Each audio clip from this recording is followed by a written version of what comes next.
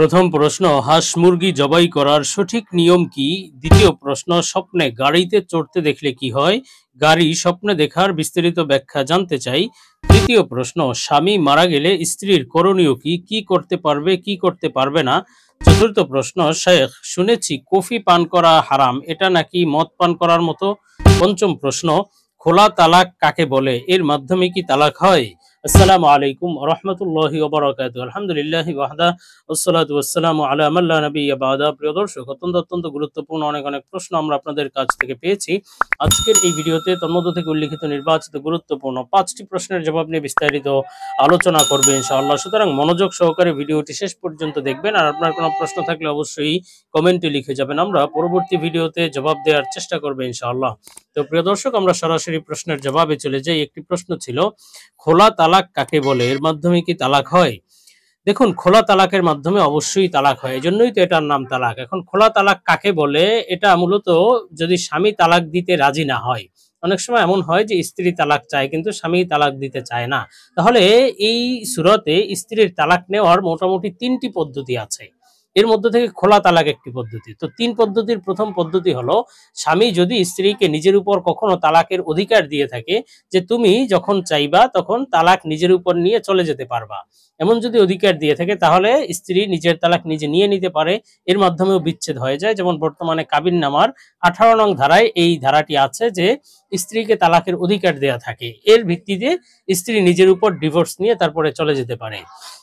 যদি এমন কিছু না হয় অথবা এমন কিছু অনুমতি যদি না থাকে, তাহলে আরেকটি পদ্ধতি আছে, আদালতের মাধ্যমে বিজ্ঞ আদালত যদি বিশেষ কোনো প্রয়োজনে স্বামী স্ত্রীর মধ্যে বিচ্ছেদ করে দেয় তাহলেও হতে পারে। যেমন স্বামী যদি অক্ষম হয়, বিভিন্ন যদি তার শারীরিক ত্রুটি থাকে, এই জন্য যদি স্ত্রী চলে যাওয়ার জন্য আদালতে আবেদন করে, তাহলে এই বিভিন্ন ক্ষেত্রে যদি আদালত যোগ্য মনে করে, উপযুক্ত মনে করে, এবং বিবাহ বিচ্ছেদ করে দিলে এর মাধ্যমে বিচ্ছেদ হয়। এবং তৃতীয় যে পদ্ধতি, যে স্ত্রী নিজে তালাক নিয়ে চলে যেতে পারবে, সেটার একটি পদ্ধতি হলো খোলা তালাক। অর্থাৎ স্বামী তালাক দিতে চাচ্ছে না, স্ত্রী কোনো অর্থের বিনিময়ে যদি তালাক নিয়ে নেয়, তথা যদি আলাদা কোনো টাকা পয়সা দিয়ে তালাক নেয়, অথবা মোহরানার বিনিময়ে স্ত্রী বলল যে তুমি আমাকে তালাক দিয়ে দাও, তোমার মোহরানার দেওয়ার প্রয়োজন নেই। তো এই সমস্ত ক্ষেত্রে যদি এই বিষয়টি মেনে যদি স্বামী তালাক দিয়ে দেয়, তাহলে এর মাধ্যমে তালাক হয়ে যায়। বিষয়টি যদি স্বামী এই চুক্তি যদি রাজি হয়, তাহলে তালাক হয়ে যায়। তবে এক্ষেত্রে একটি বিষয় লক্ষণীয়, যে খোলা তালাকের ক্ষেত্রে যে বিনিময়টা, যদি এই তালাকের যদি কারণ যদি স্বামী হয়ে থাকে, স্বামীর দোষ, এই কারণে স্ত্রী চলে যেতে চায়, তাহলে স্বামীর জন্য সেই তালাকের বিনিময় না নেওয়াই উচিত। আর যদি স্ত্রীর দোষের কারণে স্ত্রী যদি চলে যেতে চায় এবং বিনিময় দেয়, তালাকের বিনিময়, তাহলে সেটা স্বামীর জন্য নেওয়া জায়েজ হবে। তো আমরা পরবর্তী প্রশ্নের জবাবে চলে যাই। প্রশ্ন ছিল, শেখ শুনেছি কফি পান করা নাকি হারাম, এটা নাকি মদ পান করার মতো?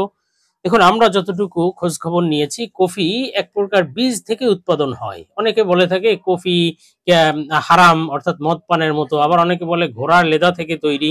এ সমস্ত আসলে বানোয়াট কথা। মূলত কফি এক প্রকার বীজ থেকে তৈরি হয় এবং সেটা আপনার খাওয়া জায়েজ, পান করা জায়েজ, কফি পান করা জায়েজ। সেই বীজ যেমন শুধুমাত্র বীজ খাওয়া বা খাওয়া জায়েজ, তেমনি ভাবে কফি বানিয়ে কফি পান করে খাওয়াও যায়, এতে কোনো সমস্যা নেই। এতে মাদকতা আসে না। অনেকে মনে করে যে কফি খেলে মাদকতা আসে, মাদক হয় মদ খাওয়ার মতো। বিষয়টি এমন নয়, বরং কফি পান করলে শরীরে কিছু চাঙ্গা ভাব আসে, এইটা মাদকতার সাথে বা নেশার সাথে সম্পর্কযুক্ত নয়। এজন্য কফি খাওয়া বা কফি পান করা সম্পূর্ণরূপে জায়েজ আছে, সমস্যা নেই। আমরা পরবর্তী প্রশ্নের জবাবে চলে যাব। প্রশ্ন ছিল, স্বামী মারা গেলে স্ত্রীর করণীয় কি? কি করতে পারবে, কি করতে পারবে না? দেখুন, স্বামী মারা গেলে স্ত্রীর প্রাথমিকভাবে 2টি বিষয় করণীয়। একটি হলো যে সাথে সাথে স্বামী মারা যাওয়ার পরে তাৎক্ষণিকভাবে তার কিছু করণীয় আছে, কিছু বর্জনীয় আছে। এবং আরেকটি বিষয় হলো যে সে 4 মাস 10 দিন পর্যন্ত তার জন্য কিছু করণীয় বর্জনীয় আছে। তো তাৎক্ষণিক করণীয় হলো বা বর্জনীয় বিষয় হলো যে, সে অনেক মহিলারা আছে স্বামী মারা গেলে খুব কান্নাকাটি করে, চিল্লায়া পাল্লায় একেবারে মাথার চুল টুল, শরীরের কাপড়, মাটি থাপড়িয়ে থাপড়িয়ে বিভিন্ন ভাবে আপনার বিলাপ করতে থাকে। এইভাবে করা জায়েজ নেই।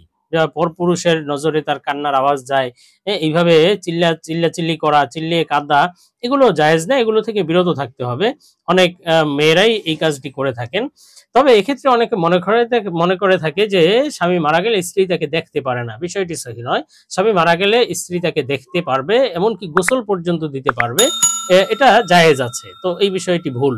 আর স্বামী মারা গেলে সাথে, সাথে সে বিভিন্ন বেপরদার কাজ করে থাকে। হ্যাঁ? যেই সমস্ত পরপুরুষরা আসে সেই পরপুরুষদের সামনে সে কান্নাকাটি করে, তাদের সামনে যায়। এই বিষয়গুলো সম্পূর্ণরূপে হারাম। এগুলো থেকে বিরত থাকতে হবে।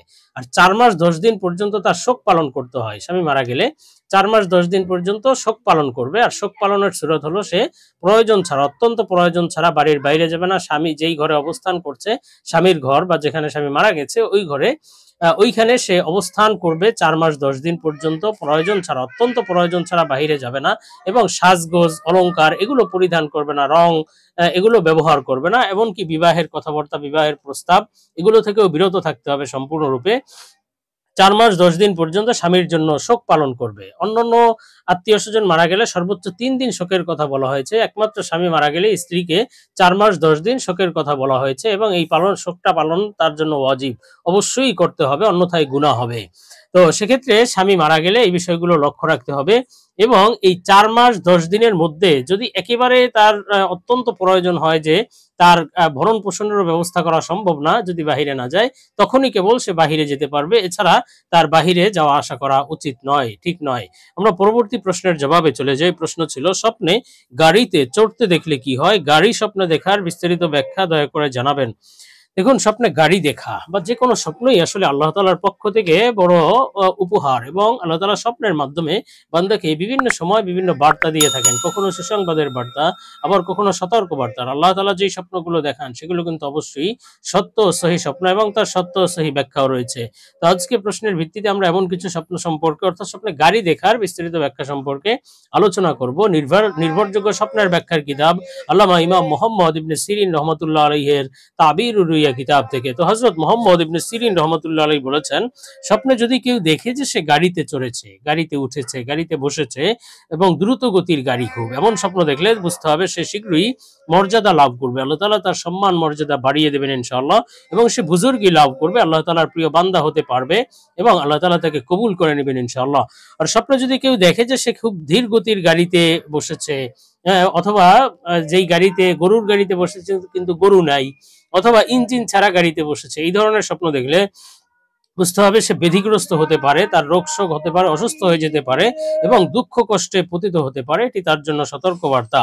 আর স্বপ্নে যদি কেউ দেখে যে কোনো ক্ষমতাধর ব্যক্তি তাকে একটি গাড়ি দিয়েছে, গাড়ি উপহার পেয়েছে, এই ধরনের স্বপ্ন দেখলে তাহলে বুঝতে হবে এটি বাদশাহ বা প্রধানমন্ত্রী, প্রেসিডেন্ট অথবা সরকারের পক্ষ থেকে সে ইজ্জত সম্মান লাভ করবে, সম্মাননা লাভ করবে বা চাকরি বাকরি পেতে পারে, বড় ক্ষমতা অর্জন করতে পারে। আর হযরত ইমাম জাফর সাদেক রহমাতুল্লাহ আলাইহি বলেছেন, স্বপ্নে যদি কেউ গাড়ি দেখে বা গাড়িতে চড়তে দেখে, এর মোট ৮টি ব্যাখ্যা আছে। প্রথমত, আল্লাহ তাআলা তার ইজ্জত সম্মান বাড়িয়ে দিবেন, মান মর্যাদা বাড়িয়ে দিবেন। একটি ব্যাখ্যা হলো যে সে খুশি, হাসি খুশি জীবন যাপন করতে পারবে, জীবনে সুখ শান্তি আসতে চলেছে। একটি ব্যাখ্যা হলো তার সকল কাজ সহজ হয়ে যাবে ইনশাআল্লাহ। আরেকটি ব্যাখ্যা হলো যে সে অধিকার লাভ করতে পারবে, তার যে অধিকার অনাদায়ী রয়েছে, কেউ অধিকার আদায় করছে না, সেটা তার আদায় হয়ে যাবে ইনশাআল্লাহ। তো আমরা পরবর্তী প্রশ্নের জবাবে চলে যাই। প্রশ্ন ছিল, হাঁস মুরগি জবাই করার সঠিক নিয়ম কি? দেখুন, হাঁস মুরগি জবাই করার সঠিক নিয়ম হলো যে আপনি দুইজন ব্যক্তি হাঁস অথবা মুরগি দুইজন ব্যক্তি ধরবে, একজন পায়ের দিক, একজন মাথার দিক। যে পায়ের দিক ধরবে সে সাথে সাথে গলার যেই রগের যে স্থানটা আছে ওই জায়গাটা কিছু টান দিয়ে ধরবে যাতে কাটতে সুবিধা হয়। আর মাথার দিকে যে থাকবে সে ছুরি ধরবে এবং তারা, যে মাথার দিকে থাকবে সে দক্ষিণ দিকে থাকবে এবং প্রাণীর মাথাটি পশ্চিম দিকে রাখবে, তথা প্রাণীর মুখটি পশ্চিম দিকে করে রাখবে এবং এভাবে জবাই করবে। আর জবাইয়ের সময় বিসমিল্লাহি আল্লাহু আকবার বলবে। যে কয়জন ছুরি ধরবে, একজন যদি ছুরি দিয়ে জবাই করে তো সে একাই যদি বিসমিল্লাহ আল্লাহু আকবার বলে তাহলেও হবে। আর যদি ছুরি একাধিক ব্যক্তি ধরে জবাইয়ের ক্ষেত্রে, তাহলে ওই একাধিক ব্যক্তি যে কয়জনই ছুরি ধরবে তাদের বিসমিল্লাহি আল্লাহু আকবার বলতে হবে। তো এই পদ্ধতিতে যদি জবাই করে তাহলে অবশ্যই সহি হবে। আর জবাইয়ের ক্ষেত্রে আরেকটি বিষয় লক্ষণীয়, যে জবাই করতে গিয়ে অনেকে একেবারে পুরো গলা কেটে ফেলে, এই বিষয় থেকে বিরত থাকতে হবে। পুরো গলা কাটা যাবে না, এমনকি যে শক্ত হাড্ডি আছে ওই শক্ত হাড্ডিও কাটা যাবে না। শুধুমাত্র 4টা রগ, শ্বাসনালী, ঘাসনালী এবং 2টা শাহরগ তথা রক্তনালী দুইটা, এই 4টা রগ কাটাই যথেষ্ট। এর বেশি আর কাটতে যাবে না, এতে এই কাজটি কিন্তু মাকরুহ। এই বিষয় থেকে বিরত থাকতে হবে, এতে প্রাণী অধিক কষ্ট পায়।